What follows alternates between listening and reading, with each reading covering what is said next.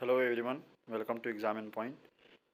आज हम डिस्कस करेंगे सिग्नल सिस्टम के एक क्वेश्चन जिसमें हम linearity, time variancy and static dynamic nature के बारे में बात करेंगे। So without wasting any time हम शुरू करते हैं सेशन को। बेसिकली हम क्वेश्चन देख रहे होंगे आप लोग कि इस क्वेश्चन में पूछा गया कि comments on linearity, time variant invariant and static dynamic nature of system. ये हमें कुछ सिस्टम दे रखा है इस सिस्टम के लीनियरिटी पे, स्टैटिक डायनेमिक, टाइम वेरिएंसी के ऊपर क्वेश्चन है। हम जो इन सब क्वेश्चन को का हैंडल कैसे करते हैं, एक मेथड हम सभी जानते हैं और वो कॉमन मेथड है, हर कोई यूज़ करता है। लेकिन कभी कभी क्या होता है कि एग्ज़ाम में डिफरेंशियल इक्वेशन से रिलेटेड कुछ क्वेश्चन आ जाते हैं। डिफरेंशियल इक्वेशन से रिलेटेड तो बहुत सारे स्टूडेंट क्या होते हैं, डाउट में पड़ जाते हैं।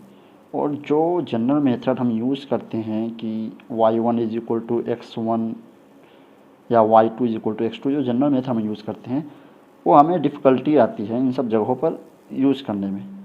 तो मैं आपको एक शॉर्ट कट बताऊंगा इन सब क्वेश्चन को हैंडल कैसे किया जाए, उसका मैं शॉर्टकट बताऊंगा। सो स्टार्ट करते हैं पहला क्वेश्चन।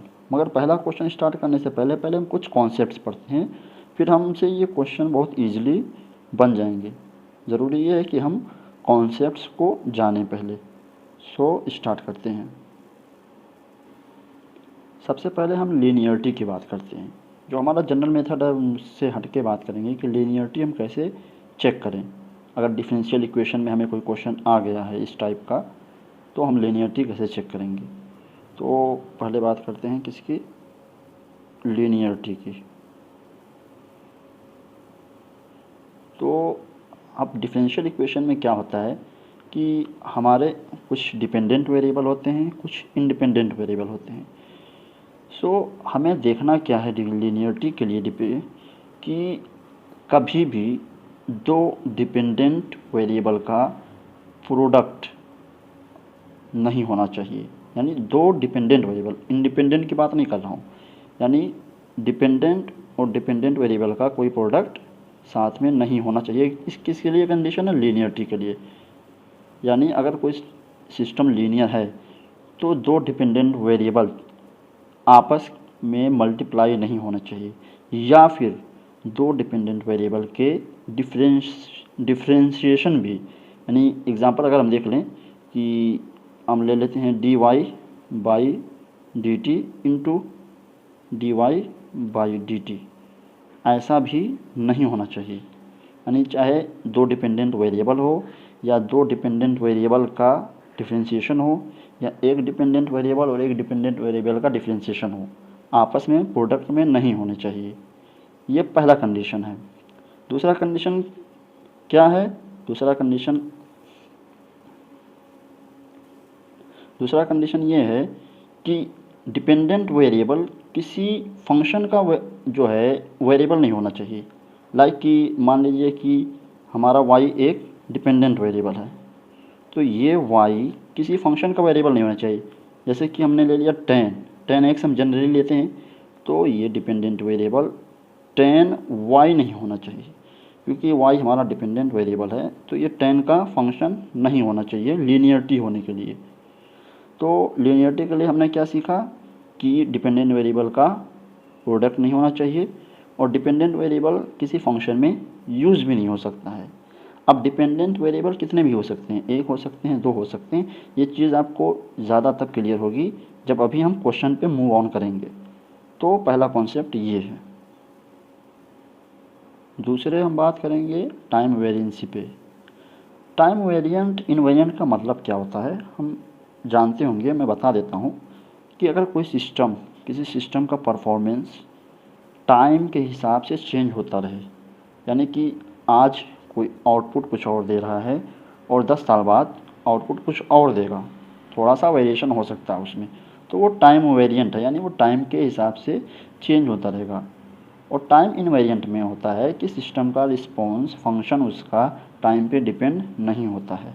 ये डिफरेंस है टाइम वेरिएंट इनवेरिएंट में। अब हम देखेंगे कैसे। देखिए डिफरेंस इक्वेशन में क्या है कि अगर जो डिफरेंशियल इक्वेशन है उसमें टी का फंक्शन है, टी का फंक्शन नहीं, कोई टी वेरिएबल जो है प्रोडक्ट में है किसी डिपेंडेंट वेरिएबल के, या वैसे अकेले ही प्रोडक्ट में है टी जो टाइम को रिप्रेजेंट कर रहा है, तो इससे हमें पता चल जाएगा कि वो जो है टाइम वेरिएंट है, क्योंकि टाइम का फंक्शन उसमें मौजूद है।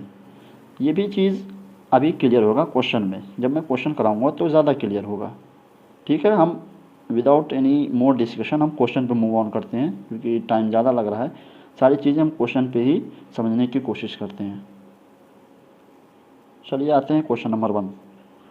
अब क्वेश्चन नंबर 1 में हम पहले लीनियरिटी चेक करते हैं कि लीनियरिटी है या नहीं। तो अब आप इसमें देखेंगे कि इस फंक्शन में y जो है एक डिपेंडेंट वेरिएबल है, y जो है एक t का फंक्शन है, और x भी डिपेंडेंट वेरिएबल है, x जो है यहाँ पे। तो यहाँ पे 2 डिपेंडेंट वेरिएबल मौजूद हैं, और हमारा जो t है वो हमारा इंडिपेंडेंट वेरिएबल है t। तो अब हम क्या देखेंगे कि डिपेंडेंट वेरिएबल, ये y डिपेंडेंट वेरिएबल है, ये इस डिफरेंशिएशन के साथ किसी और डिपेंडेंट वेरिएबल का प्रोडक्ट नहीं है। इंडिपेंडेंट वेरिएबल का प्रोडक्ट हो सकता है, आप यहाँ देख सकते हैं टी का प्रोडक्ट है, इंडिपेंडेंट वेरिएबल का प्रोडक्ट हो सकता है, सिर्फ डिपेंडेंट वेरिएबल का प्रोडक्ट नहीं होना चाहिए। यहाँ डिपेंडेंट वेरिएबल है, यहाँ भी कोई डिपेंडेंट वेरिएबल का प्रोडक्ट नहीं है।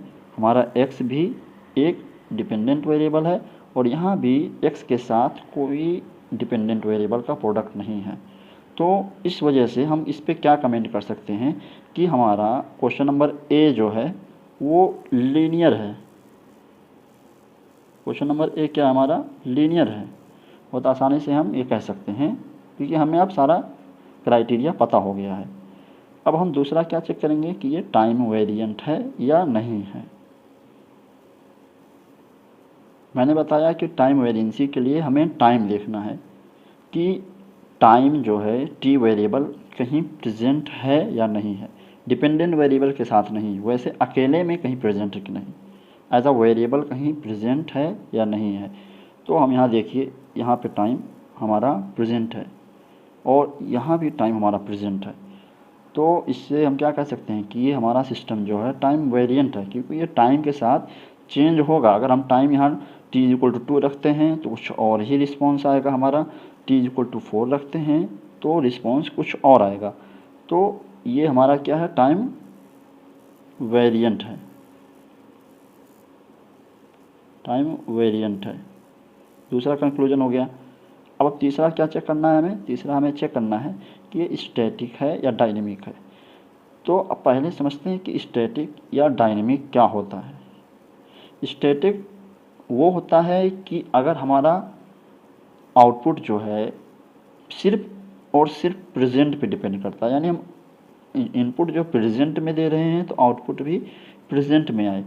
अगर वो प्रेजेंट से हट के कभी पास्ट में आया हो या फ्यूचर में आए तो वो हमारा स्टैटिक नहीं होगा, वो डायनेमिक होगा।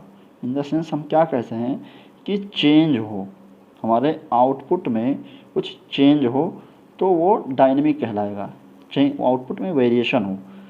तो इसका हम पता कैसे लगाएंगे कि कहीं भी अगर डिफ्रेंशिएशन मौजूद है टाइम के रिस्पेक्ट में, हमारा आउटपुट जो है, जैसे यहाँ पे देख लीजिए हमारा आउटपुट dy/dt है, तो टाइम के हिसाब से हमारा y जो है वो चेंज हो रहा है। तो चेंज होने का मतलब क्या है, ये डायनेमिक है, स्टैटिक नहीं है। तो हमने ये सीखा कि स्टैटिक डायनेमिक देखने के लिए अगर इक्वेशन में डिफरेंशिएशन मौजूद है तो वो डायनेमिक होगा, अगर डिफरेंशिएशन नहीं मौजूद है तो वो डायनेमिक नहीं होगा। यानी कि अगर यहाँ पे 2ty होता सिर्फ, तो फिर ये डायनेमिक नहीं होता, क्योंकि इसमें आउटपुट में कोई वेरिएशन नहीं है, तो इसे हम डायनेमिक नहीं कहेंगे।